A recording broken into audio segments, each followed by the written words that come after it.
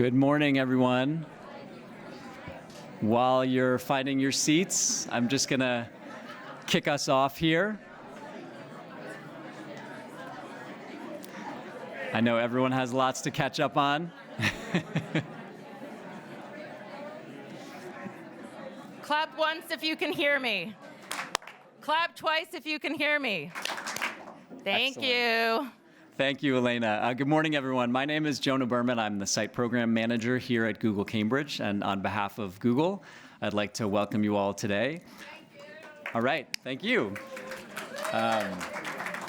I'm going to be very brief here because we have a packed program with some wonderful speakers to hear from. I just wanted to say a couple things very quickly. The first is that, I am sadly no longer a Cambridge resident, but I lived here for many years, and I've been coming to this office for 14 years and walking the streets and talking to people. And I just want to say, the folks who are in this room this morning, in partnership with the amazing residents of this city, I think really make Cambridge the special place that it is. So thank all of you for the work that you do. And the second thing I just want to mention is that, in talking to Googlers, as we call ourselves here, I find that the most energy and passion that I hear from my colleagues in this office is around our efforts like our annual Google Serve in June, our month of service, around ongoing volunteer engagement that they're doing throughout the year. And yes, they're very good coders or marketers or finance people or whatever their core role may be. But it's amazing to me how much energy they derive from those interactions with local students and nonprofits and city residents. So I'm always really touched by that. It's really meaningful, I think, to those of us who engage with the community. And a lot of those touch points, again, are through the people in this room. So thank you again for being here, for the work that you do. And with that, I'm going to turn it over to Elena Sokolow-Kaufman, Executive Director of the CNC. Come on up, Elena.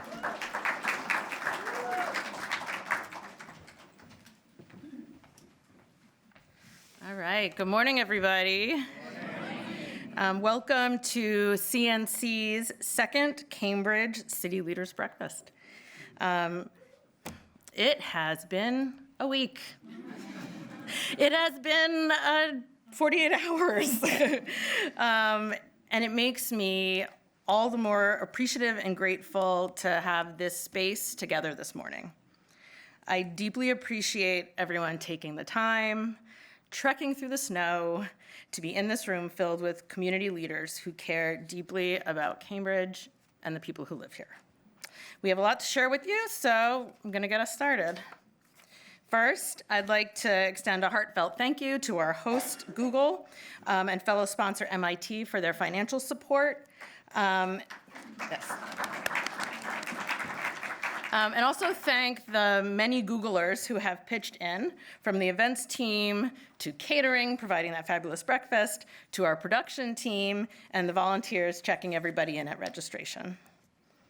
I'd also like to thank our board for their continued support and guidance, as well as the members of our sector strategy committee for their leadership in shaping this event. And of course, to my small yet mighty staff team for the many hours dedicated to bringing us all together in such a robust way. And for those of you who are new to CNC, our mission is to advance equity and justice in Cambridge through strengthening the nonprofit sector, collaborating, building collective voice, and promoting collaboration, And given the recent events and efforts to dismantle federal support for DEI initiatives and companies stepping back from their DEI commitments, I want to repeat our mission one more time, which is to advance equity and justice in Cambridge through strengthening the nonprofit sector. This has not changed, and it will not change. So, we are a coalition that represents many types of organizations with missions ranging from early childhood, affordable housing, arts and culture, environmental preservation, and a lot more. And we do our work through creating and supporting spaces where leaders can connect, share ideas, support, and resources. We share information about community initiatives. We partner with leaders in other sectors, and we advocate about issues of shared concern across our membership and beyond. And I want to take this moment to celebrate a little milestone. We don't often take time to celebrate, but I wanted to share that we have reached our 100th member this month. So, Elena, Aja Monroe is here. Can you stand up, Aja? Representing Small House, and we believe that she is our 100th. thank you, Kathy. So for those of you who remember the very beginning, meeting as a 15-member steering committee in the YWCA Cambridge Library, discussing what benefits CNC could offer if we had members, this is a testament to just how far we have all come. So we love a good opening exercise, and I do feel like it's always helpful to know who is in the room. So we're gonna do a little game here. Raise your hand if. So the first one is a practice. Raise your hand if you enjoyed your breakfast. Excellent. All right, raise your hand if you represent a Cambridge-serving nonprofit, which is many of us. Raise your hand if you represent the city of Cambridge either as staff, appointed, or an elected official. All right, thank you all for coming, our elected officials, our city councilors, Nolan, Sabrina Wheeler, and Zusi, our Mayor Simmons, our city manager Wong. We also have from our state legislature, Representative Owens, as well as staff from Sal DiDomenico's office. So thank you all. And Vice Mayor McGovern, oh my gosh, I'm so sorry. You're like right next to me, right in front of me. Sorry, Mark. Thank you for being here. Oh, I need a moment. Raise your hand if you represent a company that does business in Cambridge. A few, yay! We love you too. If your work engages youth in academic or enrichment programs. If your work engages young children in early childhood learning. If your work supports older adults. If your work supports unhoused individuals or families. If your work brings arts and culture into the community. If your work supports our immigrant communities. If your work engages LGBTQ youth and adults. If your work addresses the housing shortage. If your work promotes food security. If your work advances climate goals. And if your work advances equity and justice in Cambridge. Give yourself a round of applause. Thank you so much for participating in that and for all the work that you do each day to make Cambridge the vibrant and diverse community we all love to be in. And now it gives me great pleasure to introduce our partners at the Cambridge Community Foundation, Geeta Pradhan and Elizabeth Patton, who will share some preliminary research on the financial state of Cambridge nonprofits.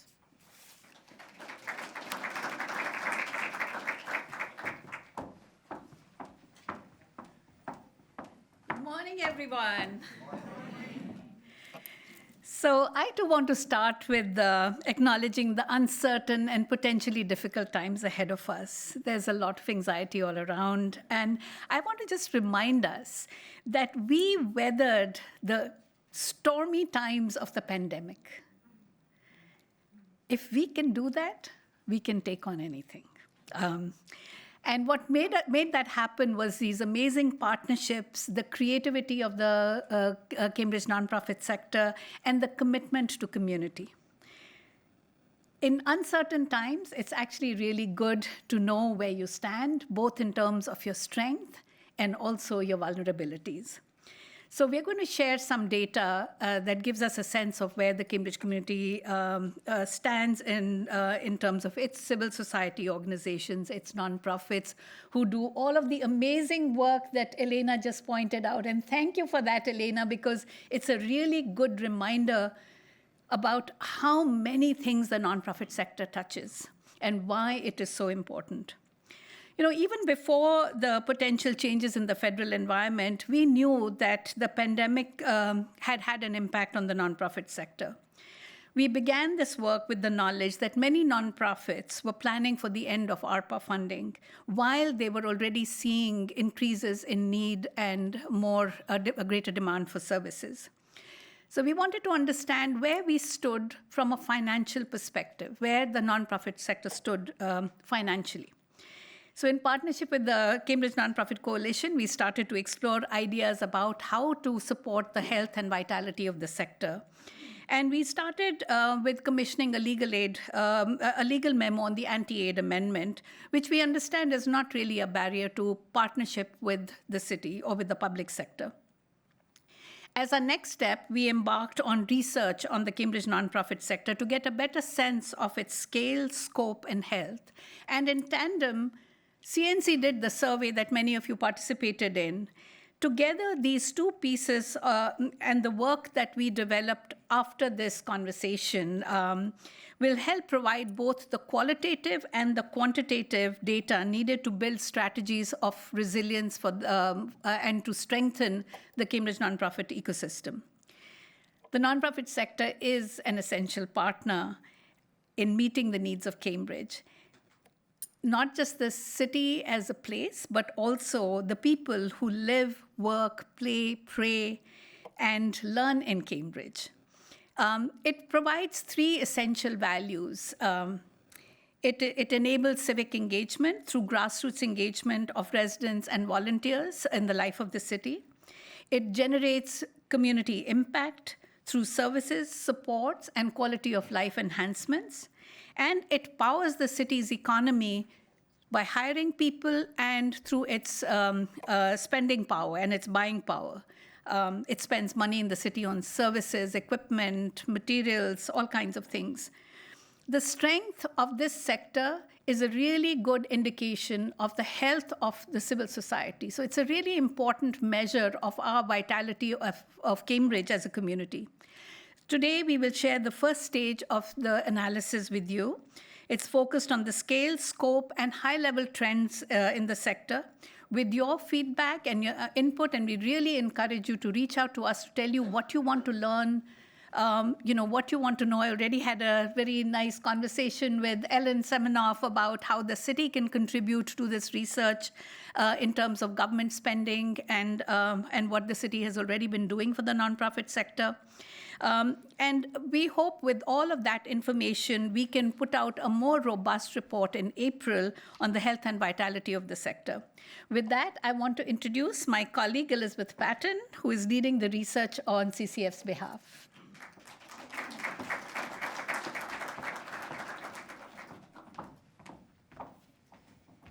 Thank you, Geeta. Let me get myself situated here. And good morning, everyone. My name is Elizabeth Patton, and I'm the Chief of Staff at Cambridge Community Foundation. I'd like to start by acknowledging a few people who have been a part of the team doing this work. Jessica Martin is our research partner, working most closely with the data and conducting the analysis. Brian Iammartino of Harvard Kennedy School, who has joined us today, is sharing his expertise of nonprofit finances and providing feedback on the analysis and interpretation.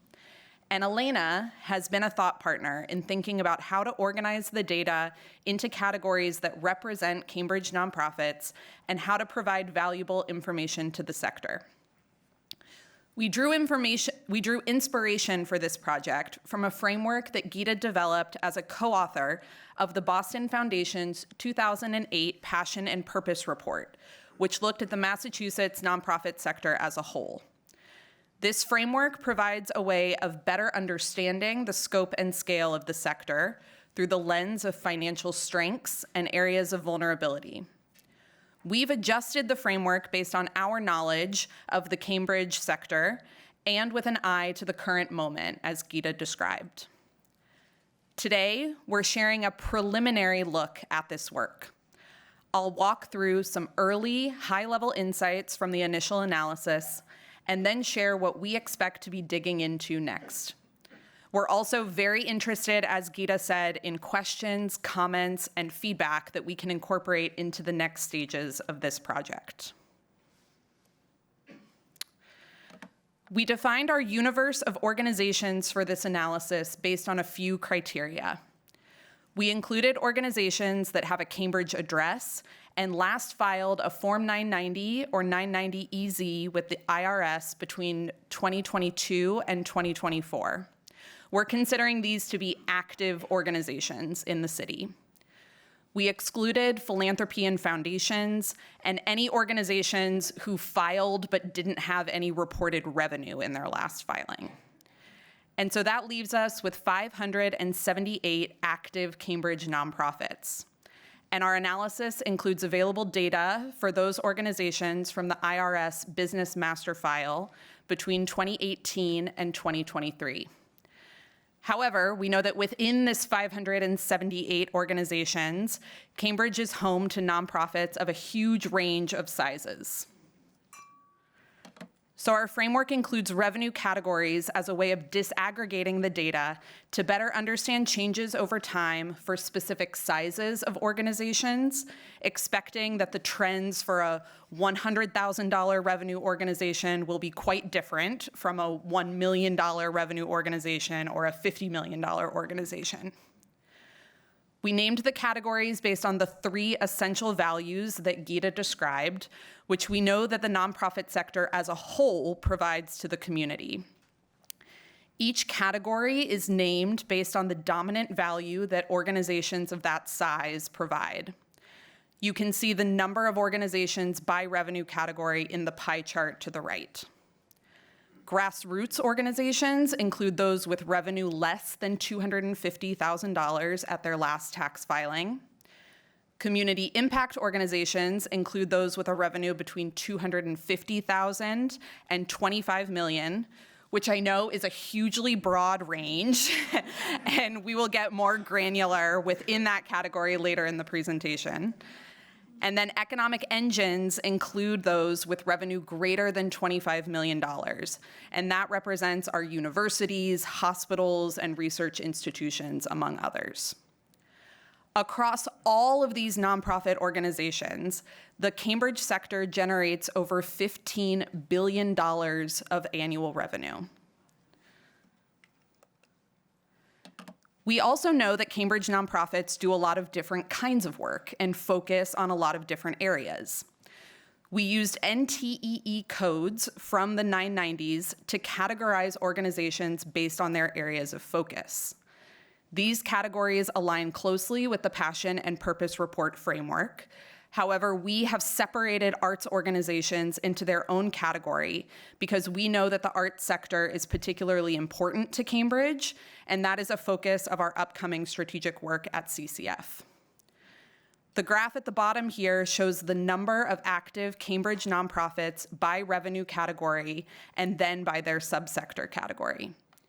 A few initial observations to highlight. There's a greater share of arts organizations in the grassroots category, a greater share of education organizations in the community impact category, and a greater share of other societal benefits organizations in the economic engines group. So with this framework to guide us, what have we found so far? First, we can see some large changes in aggregate revenue, with an increase in revenue at the pandemic's onset, and then a sharp decrease by 2023. Most importantly, we see that when adjusting for inflation, aggregate revenue for the Cambridge nonprofit sector was 6% lower in 2023 than it was in 2018. And at the same time, expenses for the sector increased by 10%. So we asked how this impacted the financial health of the sector overall, because revenues increased at first with the pandemic and then dropped, while expenses increased over that same period of time. One indicator of the financial health of the sector is the profitability of organizations. And when we say profitable here, we mean that an organization reported an annual surplus or their revenue was higher than their expenses. We have not yet looked at the size of annual surplus or deficit in this analysis, so the graph here just shows the percentage of organizations that reported any surplus at all. As we might expect, the percentage of organizations that were profitable increased with higher revenues during the pandemic. But since 2021, that percentage has dropped from 71 to 57%, which is a smaller share of organizations than in 2018. Breaking it down by revenue category, we see the same trend, with economic engines shown at the top, lighter blue line, community impact organizations shown by the middle, darker blue line, and grassroots organizations shown by the yellow line. Though it's important as we look at this graph to keep in mind that most active Cambridge nonprofits are grassroots or community impact organizations. So even though that dip from 2021 to 2023 looks much steeper for economic engines, the change in absolute number of organizations is much greater for community impact and grassroots categories. For example, there were 9 fewer profitable economic engine organizations in 2023 compared to 2021, versus 54 fewer profitable community impact organizations. Next, we wanted to zoom in on the community impact category for a few reasons. First, the greatest share of Cambridge nonprofits, 283 active organizations in this universe, fall into that category. And the range of revenue sizes, again, is huge. We also assume that these are organizations that might be more established or stable than the grassroots category, but are also more likely to be providing focused services to the Cambridge community than an economic engine, for example. And so that makes this category more interesting to go deeper on. The next few slides, just did something weird with my computer. The next few slides will show a little bit of what we found when splitting the community impact category into these 4 additional revenue subgroups: 250,000 to 1 million, 1 million to 5 million, 5 million to 10 million, and 10 to 25 million. First, almost half of community impact organizations, 125 Cambridge nonprofits, are concentrated in the $250,000 to $1 million revenue subgroup. And that group saw the greatest drop in percentage of profitable organizations between 2018 and 2023, with a 10% decrease. You can see on this slide how that compares with other revenue subgroups and categories. We also see that 83% of community impact organizations, or 235 Cambridge nonprofits, have revenue between $250,000 and $5 million. And that aligns also with what we've heard from CNC about the membership of the Cambridge Nonprofit Coalition. And here you can also see how that group between $250,000 and $5 million in annual revenue breaks out by area of focus or subsector.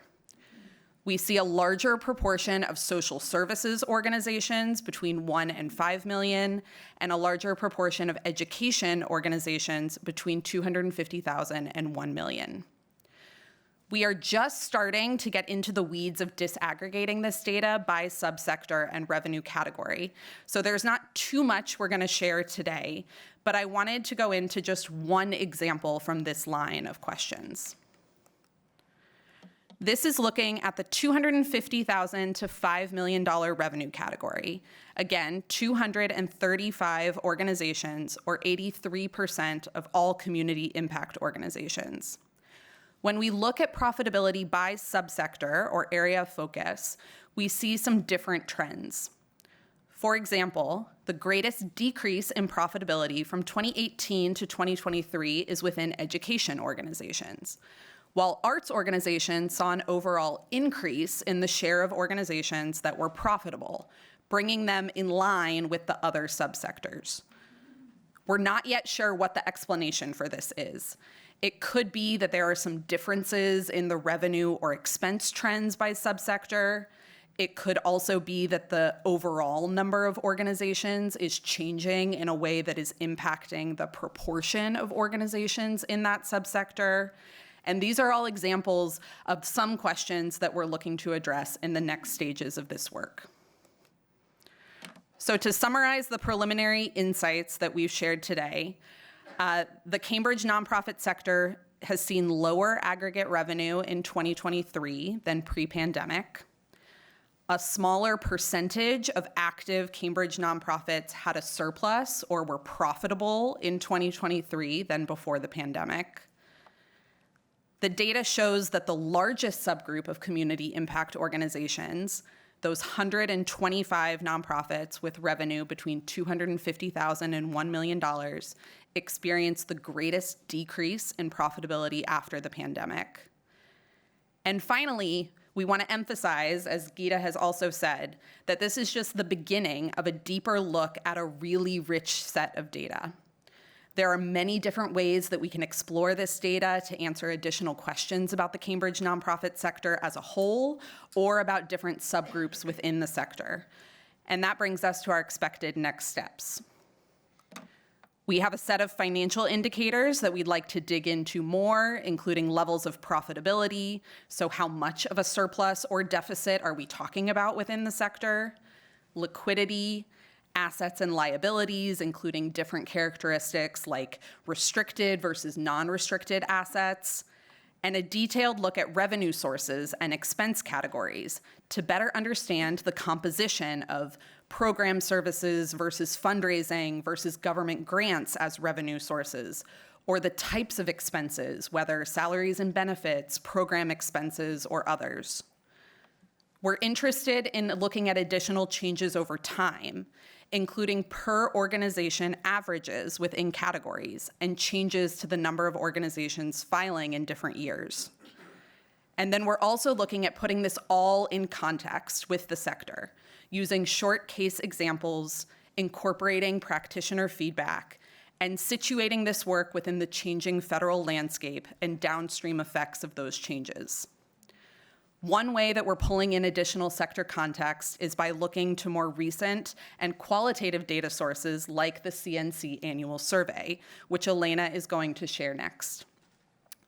We should have some time for questions or comments after this portion, maybe not, but I've included my email address here if you'd like to get in touch and share questions, comments, or feedback directly. We think that your insight and questions and feedback will be really valuable to us ensuring that this analysis and this report in the spring is valuable to the sector overall. Thank you, and I'll hand it off to Elena.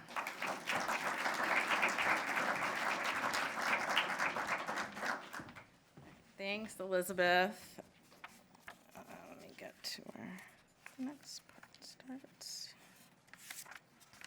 Okay. All right, so I think as most of you know, we closed our survey on Friday, where we collected information on some financial indicators as well, program focus of nonprofits, as well as staffing trends. And given the limited time we have, and that CCF clearly has covered a lot of ground, I wanted to dig a bit deeper into one section of our findings only. And this is what we learned about public funding for Cambridge nonprofits and demand for services. And we're going to share the rest of our data in a full report likely in the spring to align with what the Cambridge Community Foundation is doing. So starting with some information about City of Cambridge funding. So we asked our network, our universe of nonprofits, do you receive any funding from the City of Cambridge? And 42% said yes. As you can see, that is a significant number of nonprofits that do receive support through contracted services from the city's annual budget. Most frequent cited contracted services were youth and education, preschool programming, food security programming, affordable housing, both, I believe, production and sort of wraparound services. And while not mentioned quite as frequently, there are other services as well that were mentioned. These include domestic violence prevention, legal services, workforce development, and also programming that advance environmental goals. We also asked about ARPA. So whether or not respondents received ARPA funding either through the state, through the city, or directly from the federal government, and what impact those funds winding down would have on them. As you can see here, many organizations received ARPA funding and in significant amounts. And by this time next year, when the money is set to wind down, it will be expended. And for 68% of Cambridge nonprofits, this will create a budget deficit for them. And we also asked, what are you going to do about that, right? What will you do to address any deficit or budget gap? And most indicated really leaning into doing some more fundraising activities, including leveraging current relationships with board members, with volunteers, with folks in the philanthropic community. But also, folks mentioned scaling back programs. They mentioned other cost-cutting measures, such as potentially furloughing or even eliminating staff, depending on what they need to do. I always feel like quotes are helpful, so I'll just pause for a second so you can read this slide.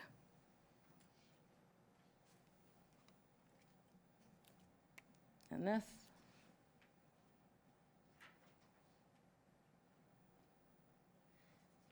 And this.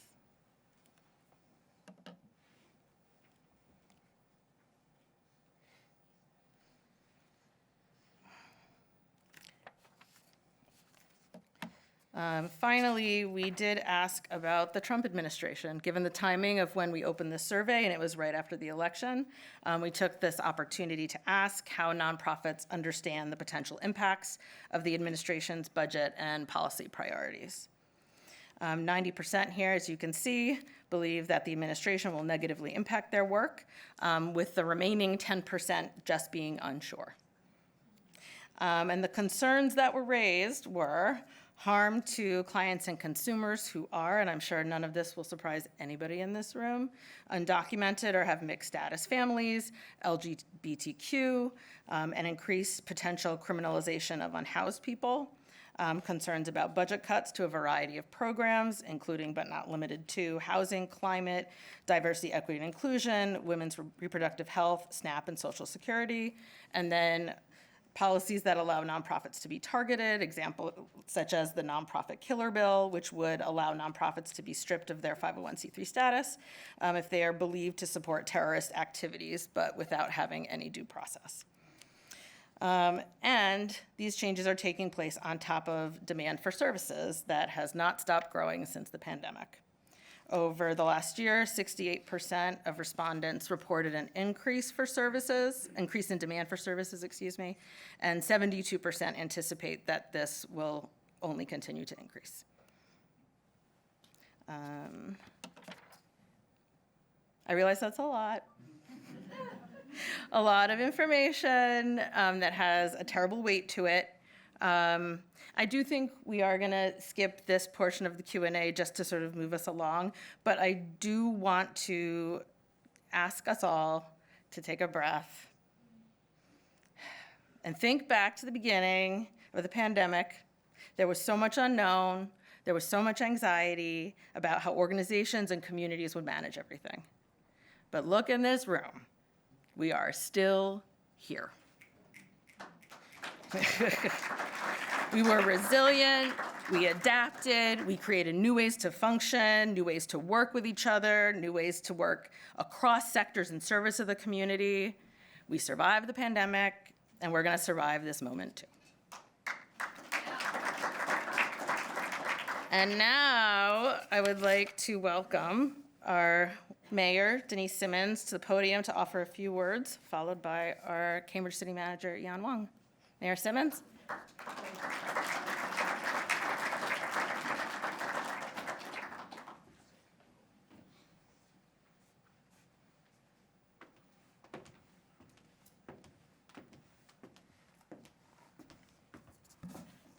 Thank you, Elena, for that sobering report. I probably sound a little nasal because I have a bit of a cold that I'm fighting off, but it was important for me to come this morning, and in part is if you're in the company of good people, you get better. And so I'm pleased to be here. I want to acknowledge my colleague in service, Councilor Aisha Wilson. Thank you for being here. Now, I like that thing about raising your hand. Raise your hand if you're sick and tired of being sick and tired. Because that's where I am at this point.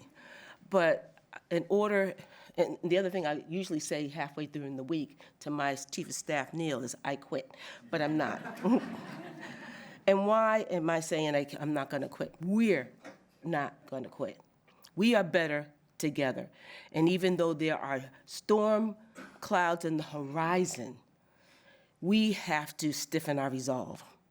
So I choose. I'm making some very intentional choices. Instead of being pessimistic, I'm being optimistic. Instead of being hopeless, I'm being hopeful. And instead of being down the mouth, as my mother would say, I'm choosing joy. And you say, well, how can you choose joy under these circumstances? We don't have a choice. As Elena has said, we've been through hard times before. We stood through 4 years of this administration before. And although it will be more difficult, I let you know, we will get through this as well. We have to, because so many people, families, depend on our resolve. So when you go home, you get a little angry, get your favorite pillow, throw it around the room, whatever ways you use to get that frustration and anxiety out. But know this, you're not doing it by yourselves. You'll probably hear from the city manager, although I have not read his remarks. He didn't let me have them because he knows I would have black-lined them. The city is doing this very similar. We've gotten the word, we've seen the headlines about what the impact of reduction of federal funds is going to do to the city programs. And we know that reduction in federal funds is going to have an impact on you as well, because we see the nonprofit sector, the community coalition, as our partners. And I can't say that enough. We see you as partners. We know the incredible work that you do every day, the hand-holding, the congratulating, the monitoring, the lifting people up, pushing them forward. And I just want to say, and I can't say it enough, stay strong. On February 16th down in the Kendall lobby, there'll be this exhibit called Grace, and that Grace is an exhibit about the Black church. And why I bring that up is if you want to see a study in resiliency, if you want to see a study of making a way when there has been no way, if you want to see a study of looking up when you want to look down, look at the Black church. So if you have time, please come on February 16th. So Elena, thank you for inviting me to speak after you made that report.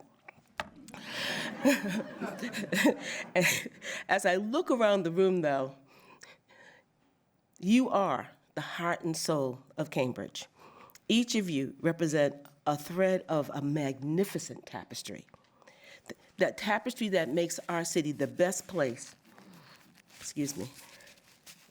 to work, live, and play. We are a true community. So thank you for being here this morning. Now, most of you know I have a signature greeting. I will not use it today. But I want you to know that here in Cambridge, the work that you do is vital and it is transformative every single day. The nonprofits, each of you in your own way, are the backbone of our social safety net. You provide crucial services, as you've seen. Services that the city government cannot offer alone, whether it's ensuring food security or expanding affordable housing, supporting senior citizens, mentoring young people through after school. I just had a wonderful conversation with Gordo. Gordo, where are you? Gordo from Cambridge Camping. What they don't know is they saved my life, because when the children were getting on my nerves, I sent them to camp. And it gave me just enough fortification to get through to the next summer. So thank you, Cambridge Camping. In all seriousness, we have to acknowledge that the landscape is difficult. The city is operating with reduced discretionary funding, and we anticipate even more greater financial uncertainty in the coming years. But the reason why I said choose optimism, because the purveyors of evil will not rest, and their job is to make us feel uneasy and uncertain. So please don't give in to that. Please don't give in to that. I hope when you came here today, you met someone that you didn't know before, and make that person your thought partner, your prayer leader, your prayer partner, whatever it takes to get us through tomorrow. We will get there, but we're going to have to get there together. You know, the return of, what's that man's name? You know who I'm talking about. Already is showing up the likelihood of the financial federal cuts for social service, particularly in places like Cambridge. Cambridge is clearly in the crosshairs. It's not the first time. I think last time when that man was there, I think it's a line from Harry Potter, he who will not be named. He threatened to arrest mayors. Now, I said, well, gee, this would be free housing and meals. But on the more lighter side, but we didn't back down when they threatened and came after us because we were a sanctuary city. That is not going to change.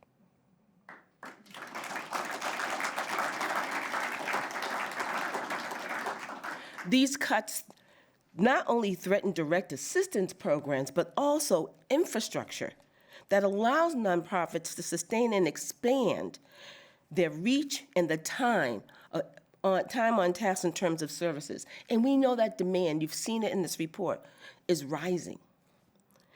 The challenges ahead are considerable.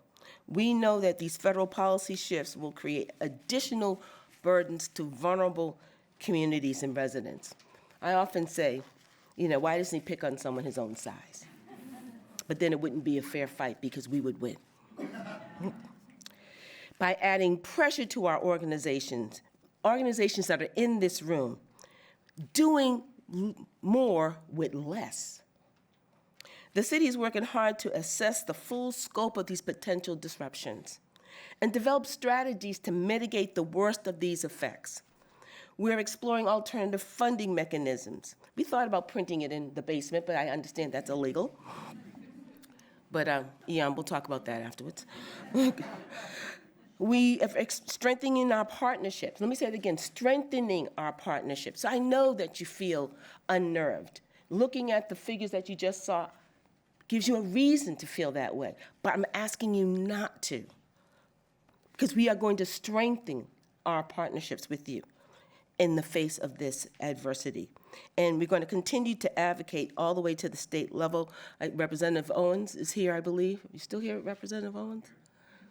Stand up so they'll know who you are. Give your card out before you leave. Brian from Rep. Decker's office as well. And we have Brian from Rep. Decker. So you have the two strongest members in our state delegation. And let's give them a round of applause because we know their job's not easy.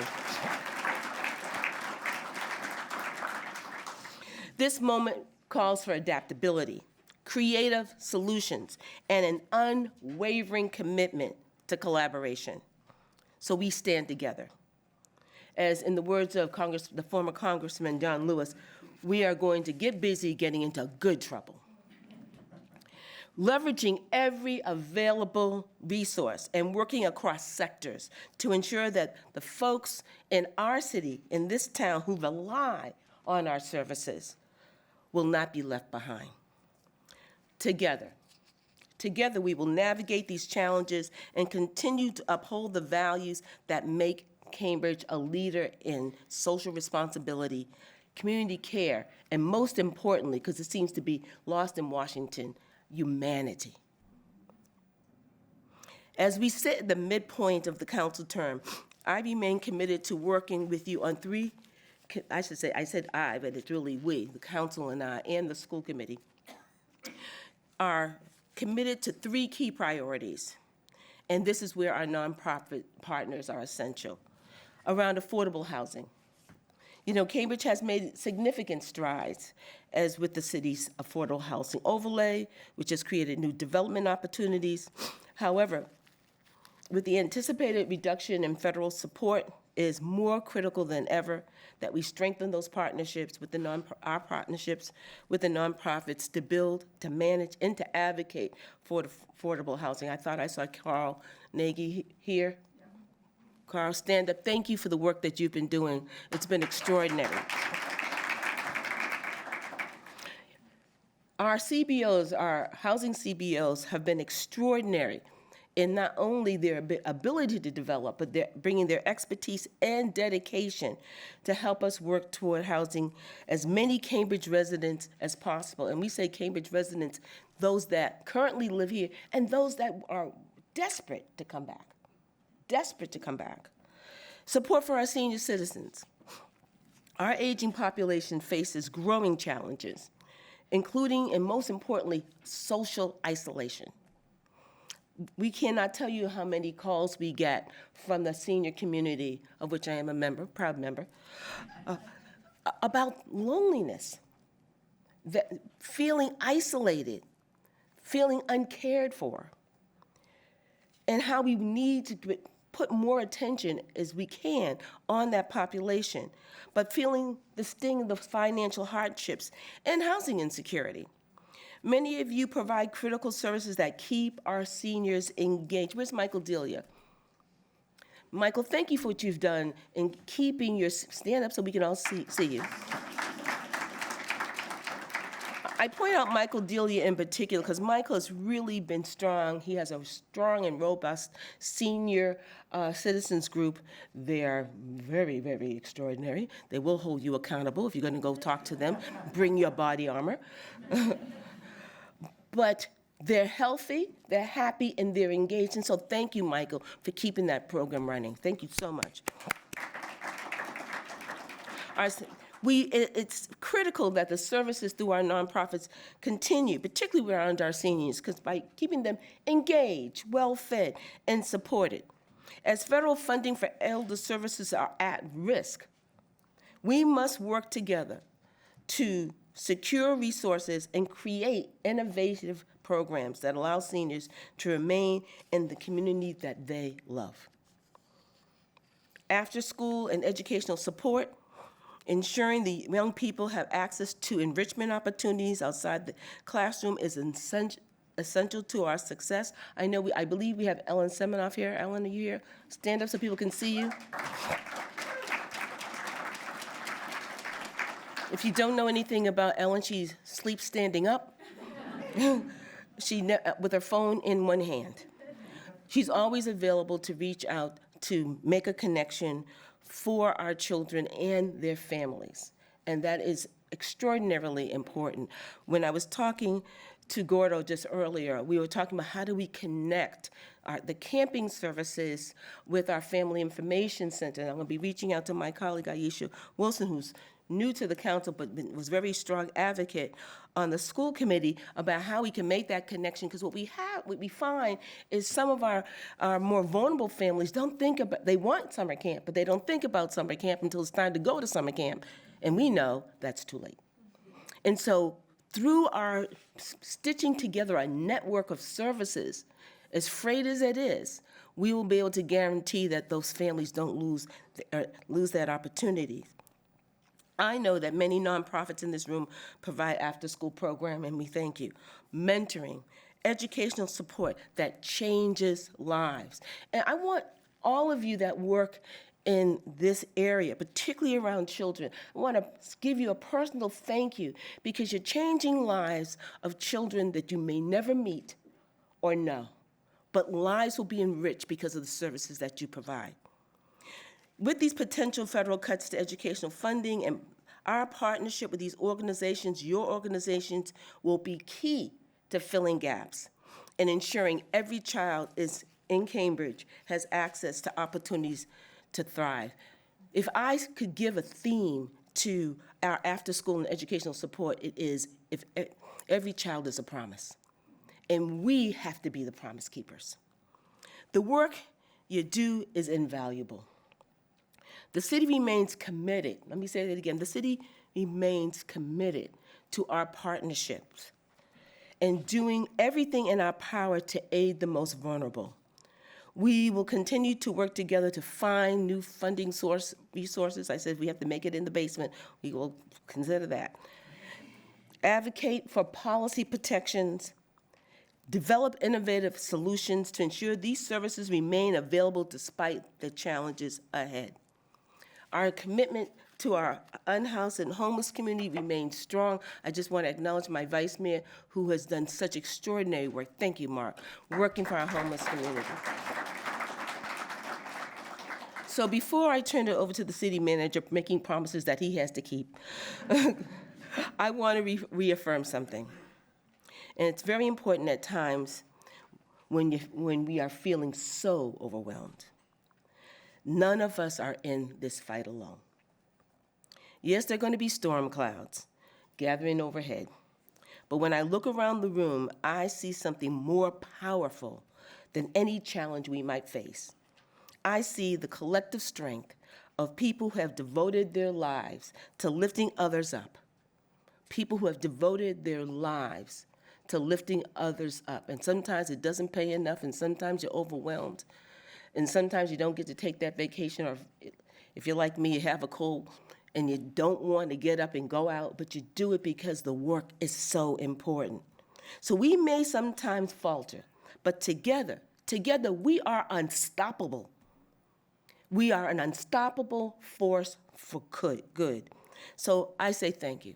I thank you for the people that you serve that may not send you that thank you card or give you that call and saying, thank you so much for your help. I thank you for them because I know their lives will continue to get better because of you, your dedication, your commitment to this city. So, Elena, to the nonprofit coalition, to Gita, Gita, and all of us that stand in support of the work that you do.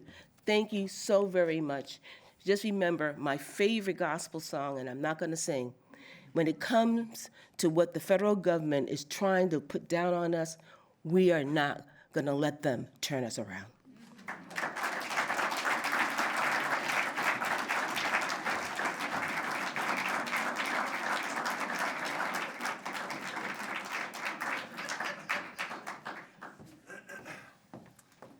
The mayor was reminding me that maybe I don't want to catch what has not put her down. Thank you, Mayor Simmons. I think over this last week, you may have told me twice I quit. But I am grateful that you are here. You have been a powerful presence and a powerful voice, not just during these days when we are dealing with a second Trump administration, but as you often remind me, this is not your first rodeo, and you were such an important part of stabilizing this community during the first term and being a voice for our values in our community. I apologize that I did not share these remarks with you, and I think I am quite the procrastinator. I'm very different than my wife, who does a little bit of work for a long period of time and finishes things, and it is days like this that make me appreciate procrastination, because if I had written something last week, it would not have done me much good. So, good morning. I'm so happy to be with you all today. Thank you to Google for providing this space, for MIT for their support, and thank you, Elena, and the Cambridge Nonprofit Coalition for hosting this.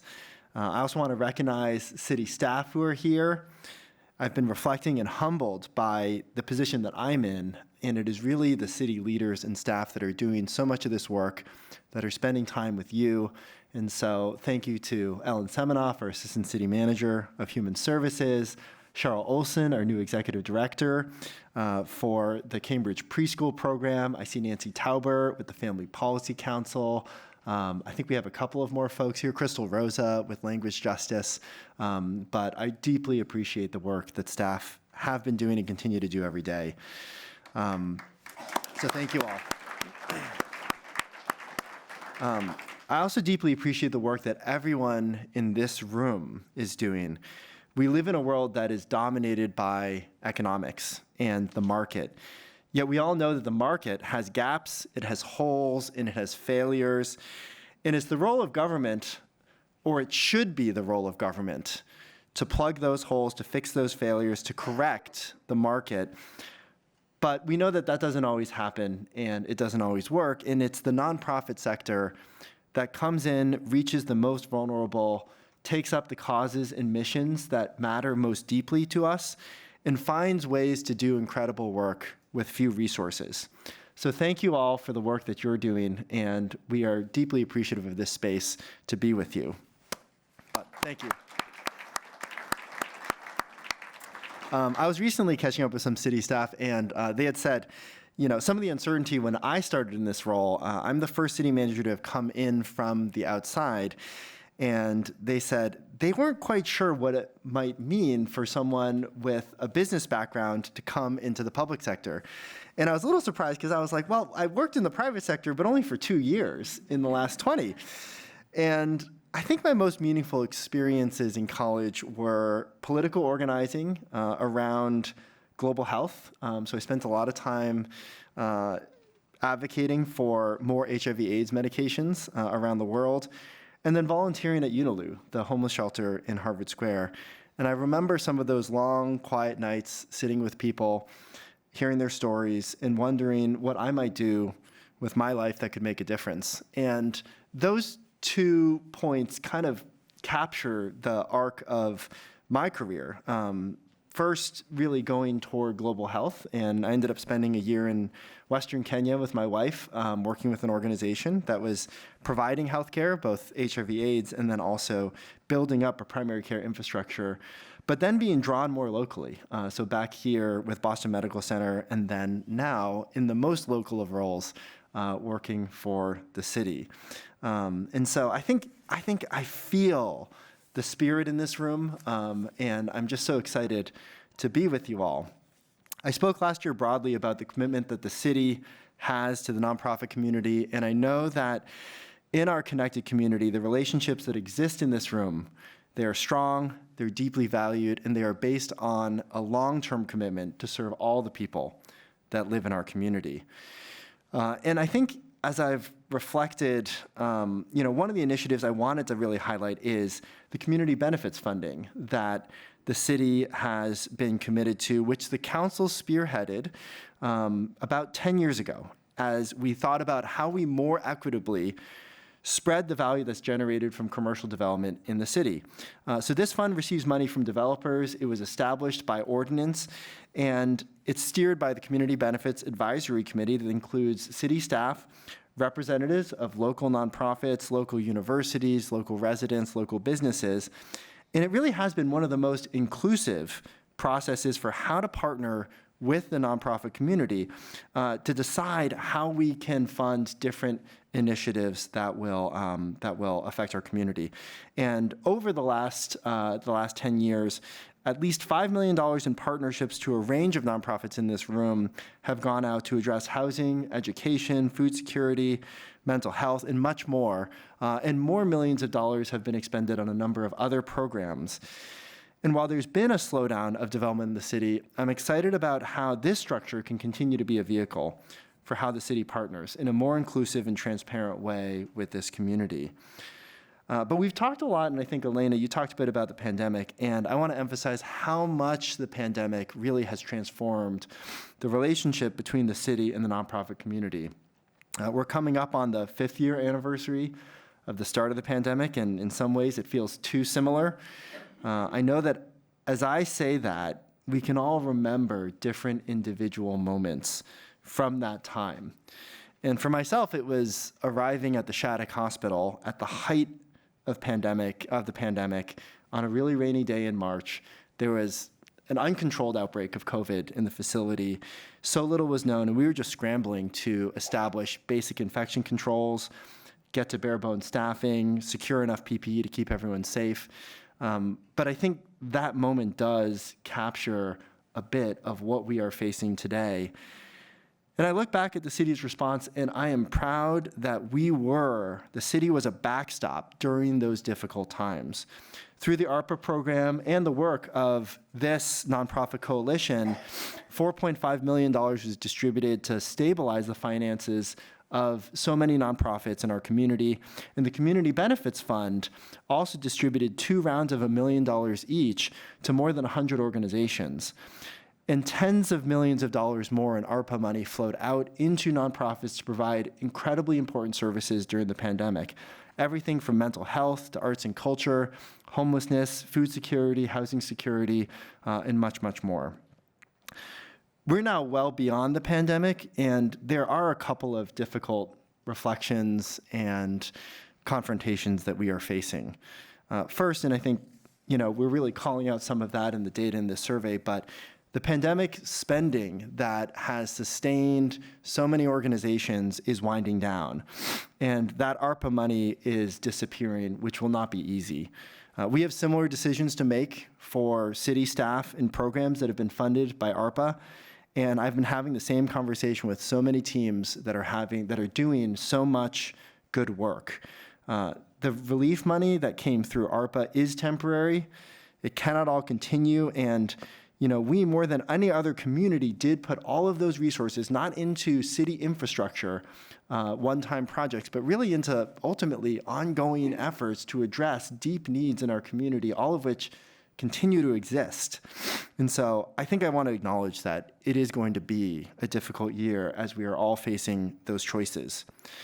And as the mayor mentioned, if you have been watching the thrilling theater of finance committee meetings, these are, everybody is invited.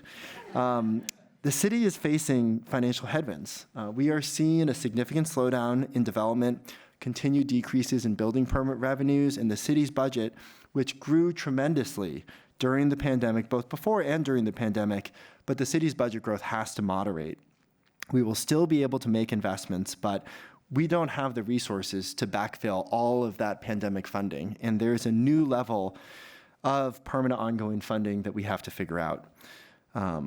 Now, the second confrontation, and I think we've started talking about this, is the Trump administration and the executive order that was released on Monday evening that froze trillions of dollars of federal funding.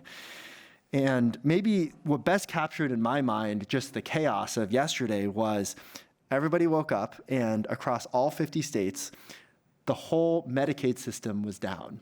So 70 million Americans are in the Medicaid system. It's a huge portion of the federal budget. And across all 50 states, they signed on to their portals, and there was a big red banner that said, "It's been frozen." And when asked about this, White House press secretary said, when asked to say, "Is Medicaid being shut down?" the press secretary said, "I'll get back to you."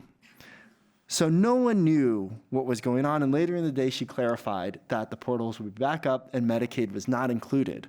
And so we are on quite the train ride right now.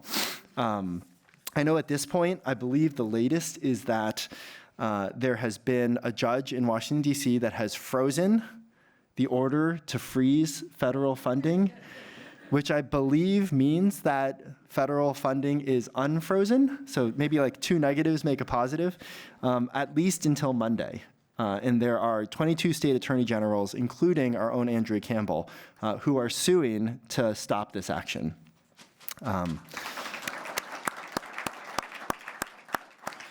So, to the procrastination, I think sort of have been, pulling this together very quickly, but I have two immediate steps that I want to share and then two longer term commitments. And I want to echo what the mayor said, which is we are with you. So I think the first is just that ARPA is not affected. So the ARPA program is intact. It really is broad-based across cities and towns and states across the country. And the good news is we have the money. So it is sitting with the city, and that program is protected. The second immediate action is, I've been having conversations with folks just even this morning. If you have signed contracts with the federal government, but the money has not been dispersed, find me after this event or email me today. We have an exceptionally engaged federal delegation, and there's been a lot of outreach from Senator Warren, Senator Markey, Congresswoman Presley, Congresswoman Clark to say, this is what we know, which is they don't know what's going on either, but they're willing to help. And so I was talking to a couple of you. They're looking for ways to get engaged, and there remain many good people in federal agencies that want to do the right thing or are trying to figure out what they can do. And so if there is a signed contract, then let's try to get that money out before Monday, just in case. So 2 longer-term commitments. I think the first is that the city, we are your local government, and we will be a source of stability during this time. The city will continue to honor all of our funding commitments during this time of uncertainty, including for federal grants. And we are not going to be lurching from crazy pronouncement to crazy pronouncement. I was reading about some universities that were saying, pause spending, we're not sure if there's going to be money coming in the back end. I think we cannot be in this vortex of chaos and making decisions one way or the other. I think we have to be calm, carry on, and if you've got federal grants through the city, that money is going to continue to flow until we have clear information, and we will be fighting those actions along the way. So that's the first commitment.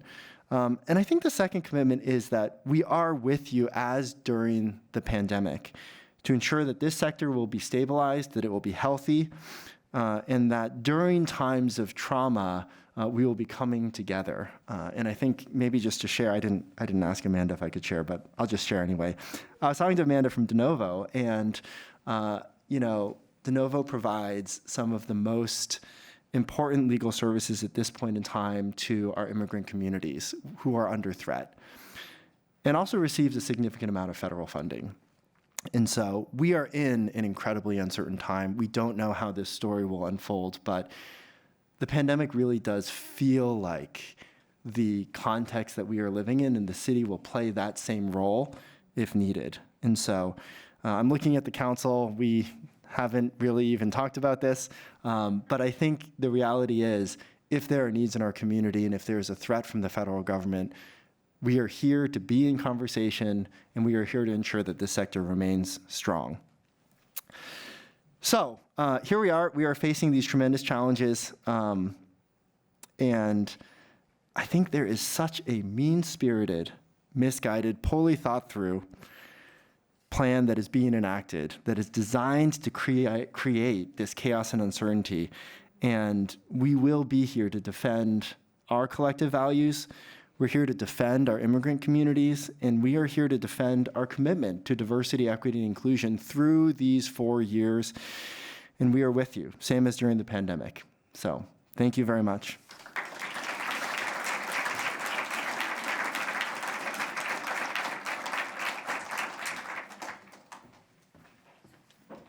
So at this point, we do want to open the floor to some questions. So this is how this is going to work.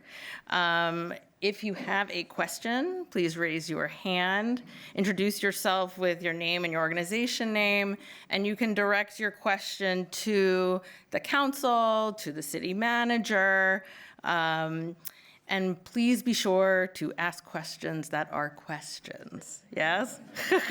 And that are relevant to lots of different kinds of organizations. So if you have a question, please raise your hand and someone will come with a microphone.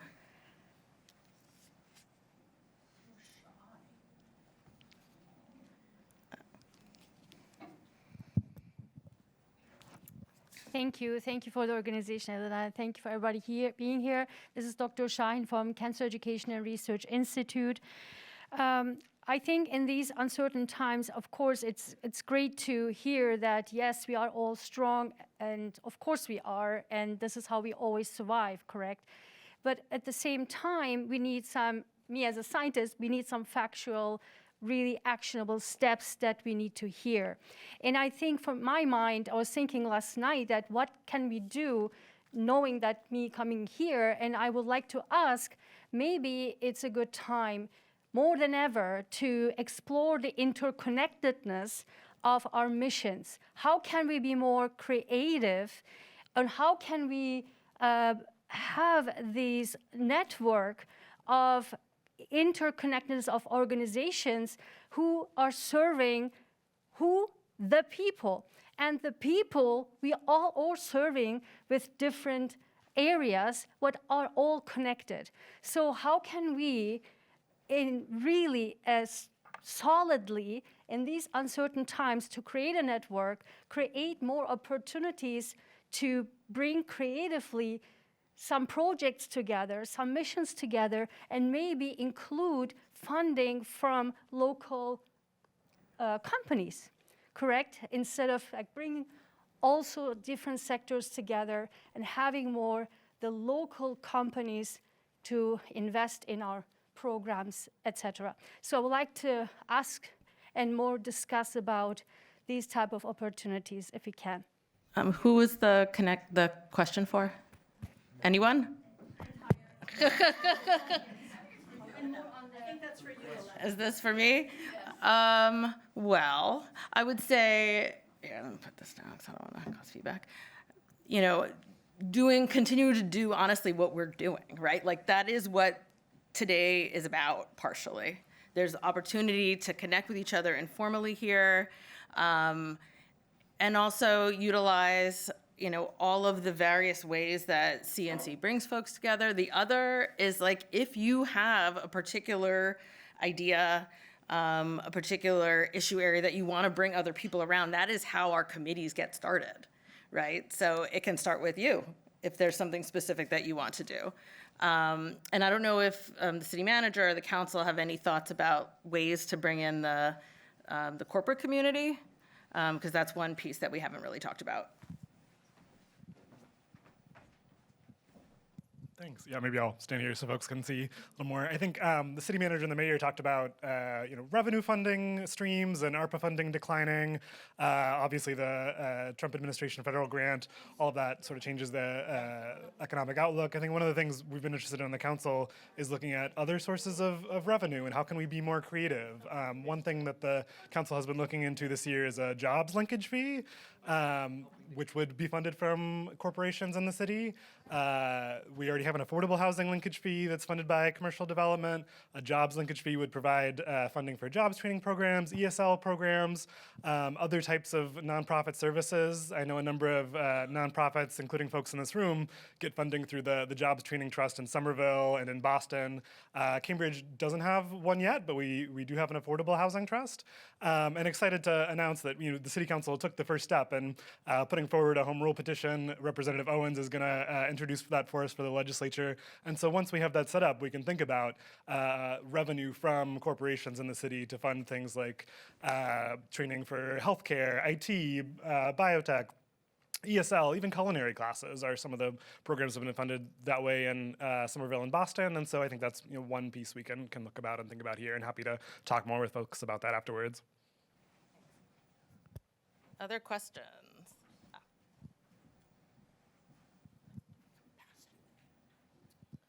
Hello, I actually have two questions for the city. What is the city's position on DEI changes at the federal level and/or commitments to DEI locally?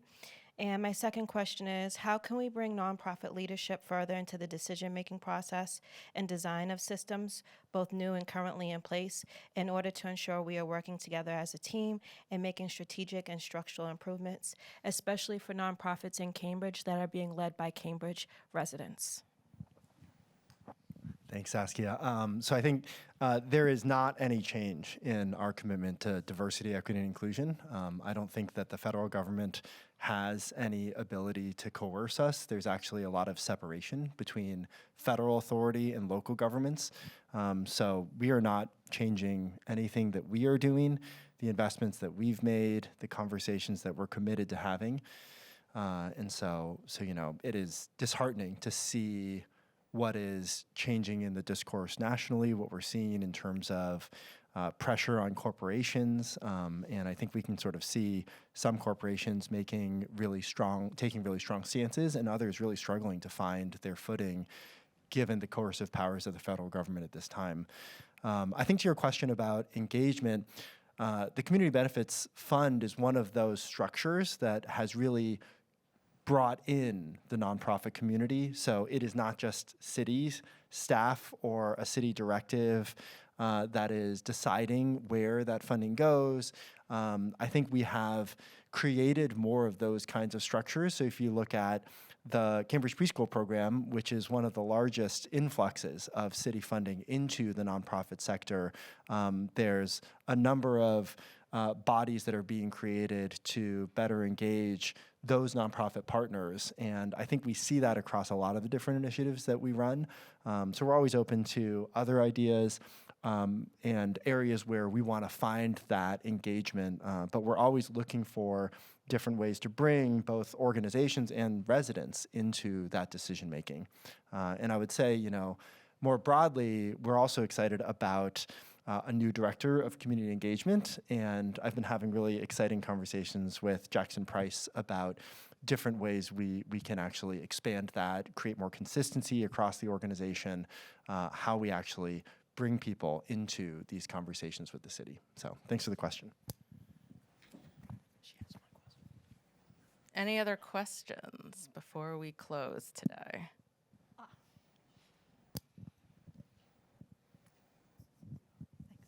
Hi, I'm Tina Olu from CEOC. I was talking with DeNovo earlier about feeling uncomfortable. All of our organizations serve a lot of immigrants, and wondering if the city might be able to support both city departments, but also nonprofits in having good staff training, that staff feel more comfortable that, you know, if somebody knocks on the door and says they're ICE or whatever, that we know as nonprofits how to handle the situation so that we're making good decisions perhaps on behalf of our participants and our staff. Thanks for the question, Tina. We are actively having those conversations right now. There's a meeting that city staff and the mayor's office are having tomorrow, but we've already been trying to think through that challenge. I think certainly we have the same dynamic in terms of municipal buildings that are public, so anybody is allowed to come in. And what would happen if ICE agents showed up? If they have a warrant, who is qualified to review it and say whether or not it's valid? How do we not put frontline staff in that position where they have to make that decision? And I think also provide some level of guidance to say, these are your rights. You don't have to cooperate, but also these are some of the boundaries. Like, be careful not to put yourself in a position where you're obstructing some lawful action. And I think there is a challenging dynamic here around to what extent the city can provide legal advice in these circumstances. And you know, we don't really staff our law department to be a on-call service for this kind of work. So we're kind of trying to figure out, like, how do we appropriately respond and support people, provide some level of guidance, but also not end up in, you know, trying to do something that we actually can't do. So those are all, it's a great question. It's definitely something we are actively thinking about, and also trying to manage within an evolving context. So we don't yet know, though we suspect that there will be really aggressive actions happening from the federal government. And even if you look at, you know, I think— the Know Your Rights. Yes, and we've held a number of Know Your Rights trainings. Crystal, do you want to talk a little bit about that? Yeah, and I have it on the next slide too, so I will change the slide because I knew I wanted to share that. Thank you, City Manager. Oh, okay. Thank you, everybody. Thank you, Mr. City Manager, and Elena for putting up the slide. We do have a few different Know Your Rights. The one that's listed on the slide for Wednesday, I think that's February 12th. But we'll double check the date. It's Wednesday. It is through the community engagement team. It's for direct service providers. I will be helping staff that event. So it's not to be any kind of legal advice, but to be informational of more like factually what those rights are, and not to say what your staff should do. So you're welcome to ask specific questions, but just keep that in mind that it is through the MIRA Coalition, and they are the immigration lawyers providing that. And then the other Know Your Rights is tomorrow, and that's for community members who have specific questions about their specific circumstances. And again, through MIRA. And if you want that link, I can provide it later on today and let Elena send that to you. Thank you.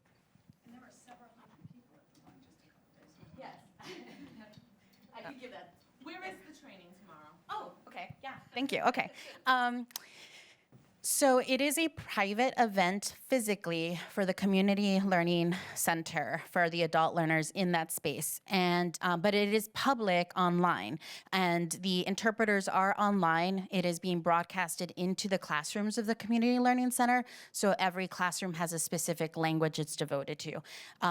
They'll have in-person interpreters also facilitating the question and answer portion. And for those who were there on Monday, thank you for your support. You could see how complicated hybrid events are. So that one online, I'll send the link so you get it. And then this one for the direct service providers is also online, just generally. Thank you. And there are a couple other resources that are up on this slide too. There is a webinar being put on about the executive order on DEI, and that's on Friday. And there's also the Mass Nonprofit Network. They've been organizing roundtables on the federal movements. And the National Council of Nonprofit has a great summary of all the executive orders impacting nonprofits. Do you have one more question? Hi, Nikoi Coley. I'm from the Cambridge Foundry. Thank y'all for everything that you've put together today. The question is, any thoughts, I know it's very early, but any thoughts around any emergency aid available for orgs that are affected by these federal changes, and any thoughts about communicating orgs that are doing this direct service, housing security, foods insecurity? Any thoughts towards what we might do for that? And also a comment that I just want to say, we really appreciate what y'all are doing to protect us, and also I can speak for my own organization. Let us know how we can be a resource to the city in order to help other constituents who need it. We recognize the position we're in. We want to commit ourselves to making sure we can help however we can. So it's not all on you guys. We are here as well as a resource. It's a two-way relationship. Absolutely. Thank you, Nikoi.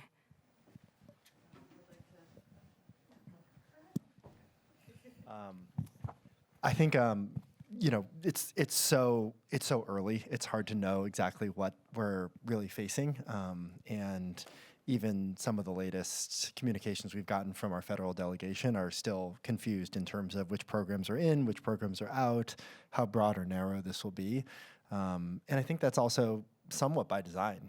I think what kind of happened is it's not like the Trump administration has a very clear org structure.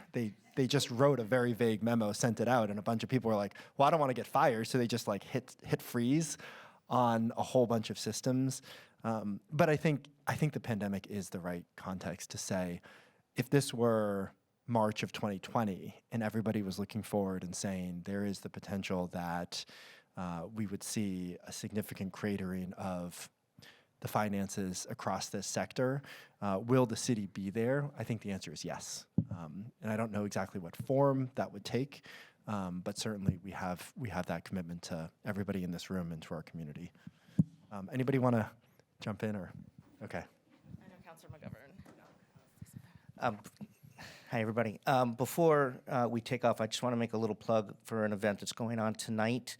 I'm the co-chair of the Healthy Children Task Force in Cambridge, and we are having a virtual panel discussion on how to talk to young people about the state of the world. And we have a representative, Alice Cohen from the Cambridge Public Schools, who will be there, as well as some representatives or some folks who work at Children's Hospital. Immigration is going to be a piece of the discussion, but we know that obviously our young people are feeling this as well, and this uncertainty. And so we'll have some professionals talking for caregivers and any of you who want to come about how do we work with our youth and talk to our youth. I will send you you have to register ahead of time, so I'll send that email, and Elena can send it out if anybody wants to come tonight from 7 to 8:30 virtually. Thanks. All right, so before you all go, just a couple of quick things. If you could please take a moment and give us your feedback. There is a very short survey on your chair. There's also a QR code printed on the hard copy if you would like to take it home with you and do it later. But your input is really helpful for us to keep improving these kinds of gatherings. If you represent a nonprofit here that is not a member, please join us. If you are a member, please get more involved. There are committees you can join, such as our Sector Strategy Committee, which helped guide this morning's event, membership or mission-specific groups like Arts and Culture, a Universal Pre-K Committee, and an Unhoused Advocacy Group. And we're also expanding our board, so if that is the way that you would like to contribute, that would be awesome. So please watch your inbox for more information on that. And finally, join us at our next community gatherings, which will be a screening and discussion of the film Uncharitable at some point in the early spring, I think, and our annual meeting in June. So thank you very much for coming out, and enjoy the rest of your day. Well, then I want to thank our volunteers, Chen Yi and Ann Tromso, very much, along with Ben Cheever, who had to leave us. You were really great to have the support of Cambridge volunteers to get us help with this event. Thank you.